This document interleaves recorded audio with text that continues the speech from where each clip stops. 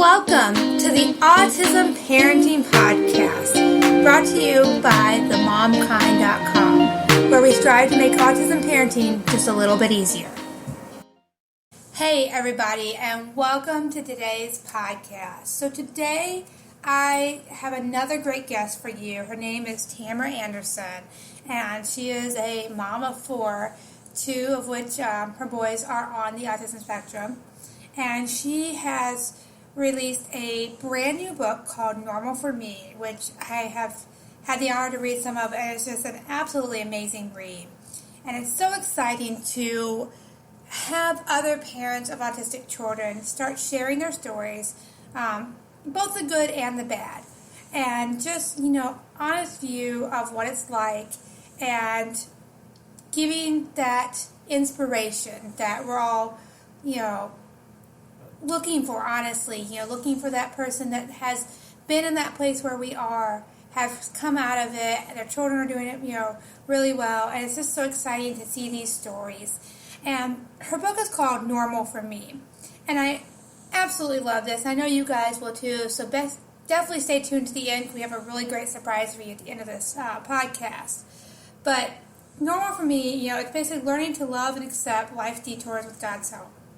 And she really talks about, her journey with her sons, from, before diagnosis to after to pretty close to present day.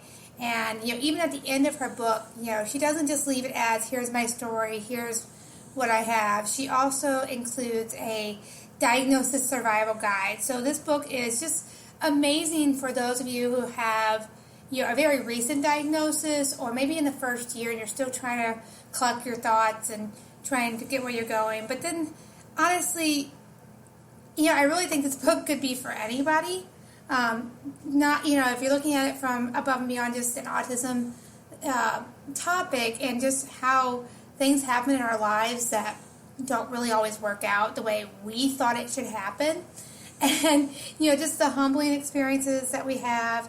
It's just an amazingly raw, vulnerable book. See, I can't even talk today, guys. But it's really honest, and it pulls at your heartstrings because it gives you real life examples. She was able to reach back in her journals throughout the book and kind of pull from those moments that she went through, and just not only give you those raw moments, but give you inspiration from them. So without further ado, let's welcome Tamara. All right, guys, so today we have Ms. Tamara Anderson from Normal for Me. She is here to talk about her amazing book that releases tomorrow for you guys that are listening to this as it goes live. That's going to be April 2nd. And we're going to talk about some of the awesome things that led up to her book, as well as her story and the book itself. So Tamara, let's just kind of jump into this. We're going to kind of freestyle this today. So tell us first and foremost about your story. I know your story, but the audience doesn't. So let's just jump in. Right. So I'm going to take you back to 2006. And at this point, my family was living in Arkansas, and I had four children. My oldest at the time was 7 years old, and my youngest was 6 months, and 3 boys, 1 girl. The 2 boys in the middle are on the autism spectrum. And so it was the first spring day after a long, cold winter. And we all know how that feels. You're just itching to get outside. And so I looked outside and I saw my neighbors out taking, their families for a walk. And I turned to my husband, I said, let's go on a walk after dinner. And so we did our best to grab our kids and try to get out the door. And seriously, we made it about 2 houses down our street. And my son, Nathan, who was 6, did this huge drop tantrum, where you can't pick him up because his arms and legs and back all go limp, and he's just screaming and crying. And we try to reason with him, and nothing penetrates into understanding. And so finally, after a few minutes of this, my husband turns to me and says, Tamara, I'm taking him home. You go ahead and finish the walk with the other 3 kids. So he grabs Nathan, throws him over his shoulder, heads back home, and I dutifully finish the walk with the rest of my children. And as I made it home that night and the sun began to set, my heart began to set as well, I guess you could say. It was kind of the straw that broke the camel's back. And that night I fell on my knees and I just started venting to God. Why do we have 2 children on the autism spectrum? Wasn't one enough? We can't even take walks like a normal family. Why can't we be a normal family? And somewhere amidst all my blubbering, I felt the whisper in my heart, Tamara, this is normal for you. And that was just an amazing epiphany. And I felt peace when I felt that whisper. And I thought, this is true. It kind of lifted my sights to stop looking out the window at what everybody else is doing and comparing my normal to their normal, because that's not fair. And just focus on, this is normal for me and normal for my family. And yeah, we can't go on walks like everybody else, but maybe we can set a goal to start doing stuff like that. And so that was kind of the story that started the book. Oh, and absolutely. And I've definitely been there so many times, having multiple children on the spectrum, with us, it's 3 of them, like you said, you have a different normal. And that's what I absolutely loved about your book is that, it's so easy to compare ourselves to everyone else. It's, you look out the door, you see these different, all these families looking normal or what we perceive as they are.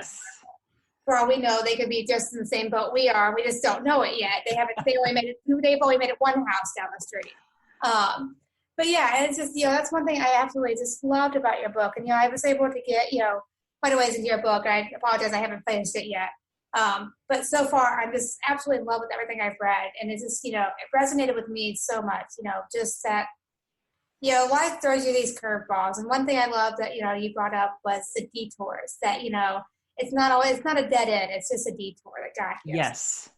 And life does throw us those detours, and sometimes we really fight against going down that detoured road. And I know I did. I didn't want my kids to be on the autism spectrum, but, I look back now and I see that this detour took me on a different path that I never would have thought, but I learned so much. And I think that's what God wanted me to learn in the long run is, hey, this is not the path you were planning on going down, but you can learn things on this path that you might not be able to learn any other way.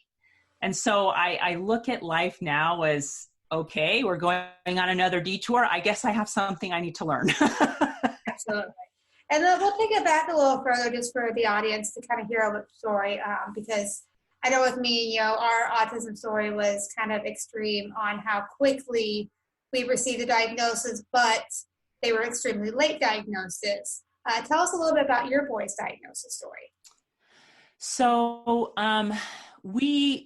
when I first got the inkling that something was wrong with Nathan, we were living in California and we were getting ready to move out to Arkansas. And my mother-in-law my husband and I had been in a car accident. And so she took Nathan and my parents took my other son, Jordan, and for about a month so we could recover from this bad car accident. And when we got Nathan back, my husband's mom said, you need to have him evaluated. And that was the first inkling. Nathan had just turned 2 at the time. And I remember asking his pediatrician at his 18-month checkup, shouldn't he be speaking more by now? And him saying, oh, some kids don't talk till they're 3, and I was like, okay, that's not how my first child was. But again, this kid's different. So, I don't know. So we were moving. And once we got to Arkansas, we also started the process. So we started the process when we were living in California to get some basic evaluations done. But then we moved and had to restart the process all over again. And they immediately started treatment with Nathan at this it was called the Benton County Sunshine School, and they are fantastic. They started occupational therapy, physical therapy, because speech therapy especially, he was delayed. And so they did that in our home until he turned 3. And once he turned 3, he went to school every morning, 5 days a week. And then once we'd been doing that for a little bit, they said, we really need to have an evaluation on him. And of course, the process to get them officially evaluated, it's a long process. Like, it took us 6 months to even get in to the Arkansas Children's Hospital Developmental Center down there in Little Rock. And so we started the process, but it took us a while to get in. And by the time we got Nathan in, we had our 3rd son, Jacob. And so they gave Nathan the diagnosis of autism that day. And I guess I'd been living in denial for a long time. I was like, he's too social. It can't be autism. What I didn't understand at the time was that different kids exhibit different symptoms of autism. And so, but I think the reason I lived in denial for so long was I didn't want the diagnosis to be autism, because I didn't want that for him and I didn't want it for me, And so getting that diagnosis, it was especially painful. I just remember sobbing the entire 3.5-hour drive home from Little Rock. And my husband finally had to pull the car over on the side of the road and just say, Tamara, what's going on? And it was a physical pain inside, just extreme grief, both that now I really knew that his life was never going to be, again, normal. I hadn't had that normal for me epiphany yet, but grieving that normal child I'd created in my brain when he was born, and that he would do this and this and this and graduate from high school and go to college. I mean, as parents, we do that with our kids. We see that picture in our minds and we think, okay, that's how their life is going to play out. And when it doesn't, that dream shatters, and we have to go through the grieving process for that imaginary dream we have of how that child's life would play out. And so with that diagnosis, that's what happened to me after Nathan's diagnosis. And I kind of worked through the grieving process as best I could after Nathan was diagnosed. And then our son Jacob was diagnosed shortly thereafter, probably about 1.5 years later. By his 2nd birthday, he had problems with his ears. And so I tried to reason that, oh, that's why he's not speaking. And then I tried to reason away the way he'd line cars up. Oh, well, he's watching Nathan do it, And so as our pediatrician looked at me at Jacob's 2nd year checkup and said, Tamara, I think he's on the autism spectrum too.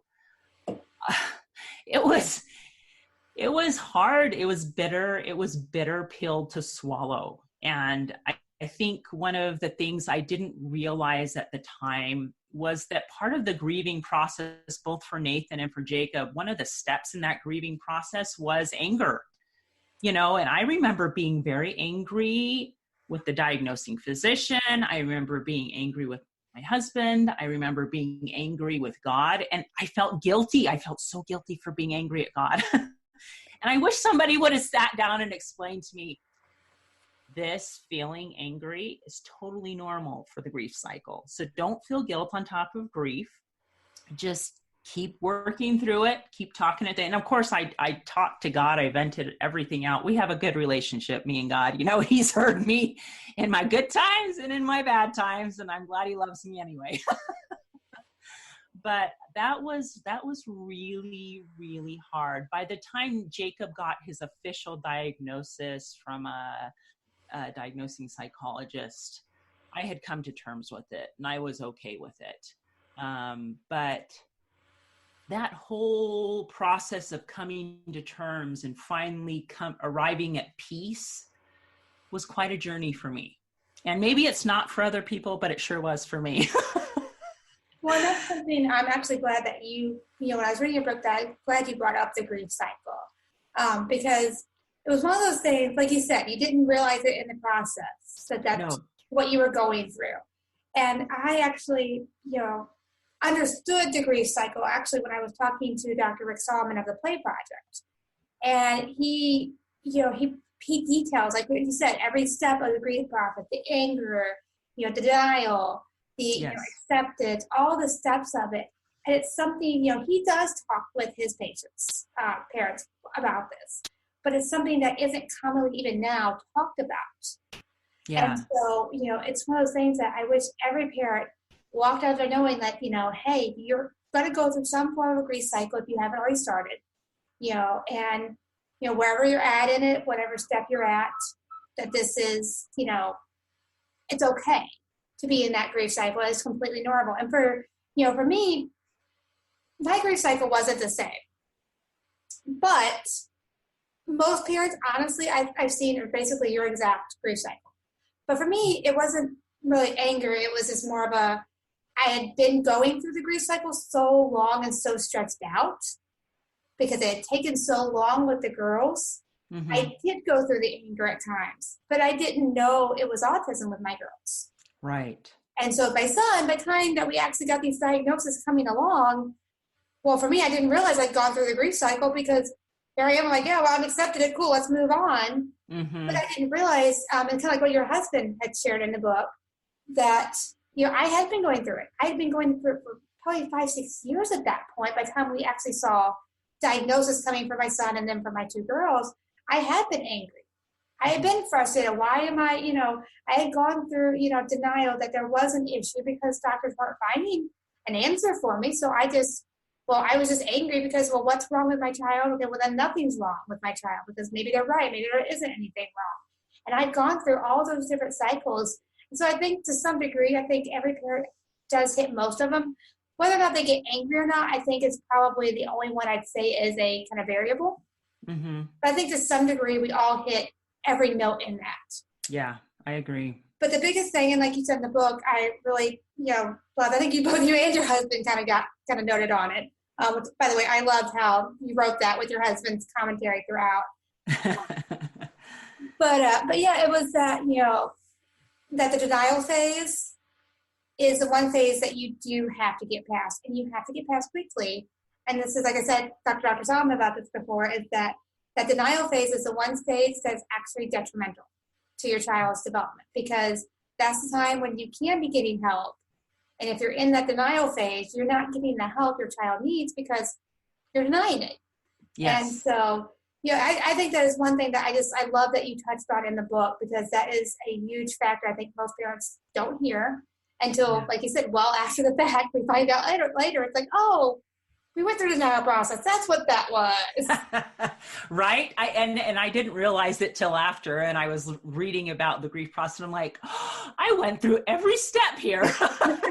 Exactly. It's like, oh, well, that would have been nice to know right along the way. Well, let me back to your book for a little bit. So what made you finally decide to write the book to share your story?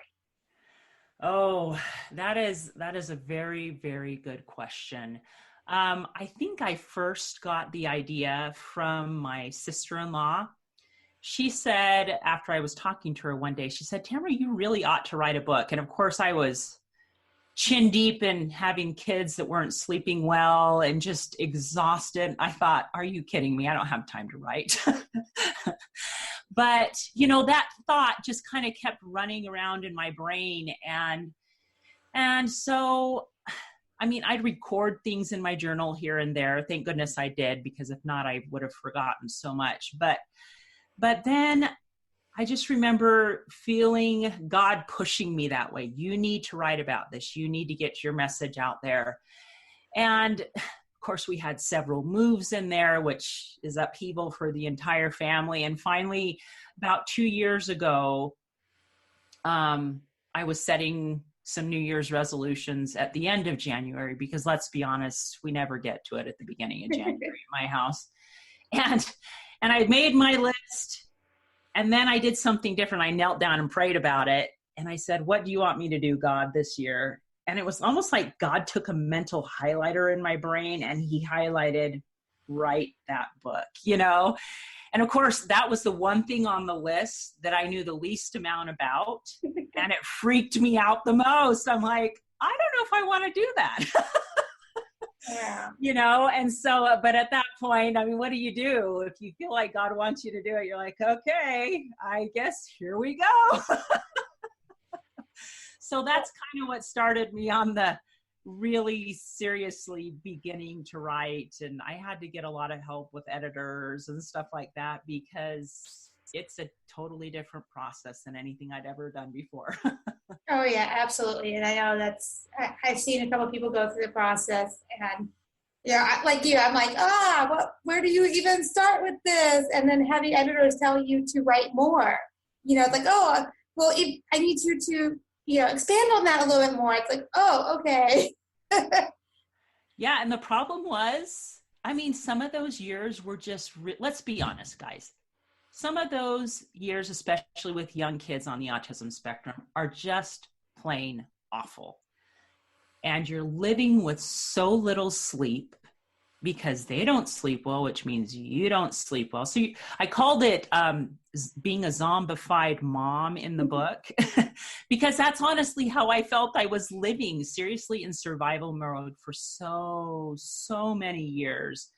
Anyway, getting through those years is just so difficult. And when my editor did ask me to go back and expound on certain parts of the book, I remember just turning to my husband and saying, I don't remember. I don't remember how we made it through. I don't remember a lot of the details. And he goes, well, didn't you do some journaling back then? I'm like, I guess. And so I had to go back and dig out my journals and reread and remember and recry about it all because it was awful and hard. And it's like, oh yeah, that's why I don't remember any of this. I don't want to remember this, but I think going back and adding those journal entries in my book help people really see what my life was like at that point. There's really no shining it, it was hard. But it's real. And that's what I wanted this book to be. I wanted it to be written for people who are in that moment where they're seriously in survival mode and they're thinking, nobody else knows what it feels like at this point. And yeah, I may not know exactly what their life felt like, but I can tell you what mine felt like. And maybe just knowing what my life was really like will help them say, okay, she got through something hard. Maybe I can get through something that I'm going through that's equally hard or harder because she did it. Maybe I can get there too, So that was kind of my inspiration, and going back and digging through the journal entries and in writing the book was to write it for others that are in that hard space right now. When I love that you actually thought to journal in those moments. I mean, that's obviously God leading you in a direction to even think to journal, because I will admit that I don't think I've journaled in forever, just simply because I don't think I could remember to do that and sleep and, everything else in the moment. And so I honestly, I thought that was awesome that you had those journal entries to kind of go back and look at the stories, some good, some bad. Like you said, it was just life, and that is everyone's life. There is not a single person, I think, in the world that has a completely perfect life where everything runs smoothly. Nope. No. One thing I also love that you mentioned, going back to the grief cycle, just thinking about it, was that you're not grieving your child necessarily. You're grieving the loss of this image you created from, pregnancy on, or even sometimes before that, when we're just thinking about being parents and mothers and fathers, that, we think of these things we're going to do, and it's not that, it's necessarily a horrible thing that you're grieving either. It's like, it's not that you're grieving. Yeah, you're sad that maybe your child's not going to do it, but it's not, that wasn't their dream to begin with. It was our dream that we're grieving. Yes. So that was just, another huge point. I think a lot of parents will read that and see like, oh, hey, this makes sense. It takes some of that guilt away, that you're not, that you feel guilty for grieving, because it's like, well, I shouldn't be grieving about my child. My child's right here, and you feel awful about grieving. It's like, Well, you're not grieving your child. It's just this made up thing that you had in your mind all along. Yeah. So, yeah, I absolutely just love that. Well, is there any other things that you would like to kind of jump into today? Talking. You are so cute.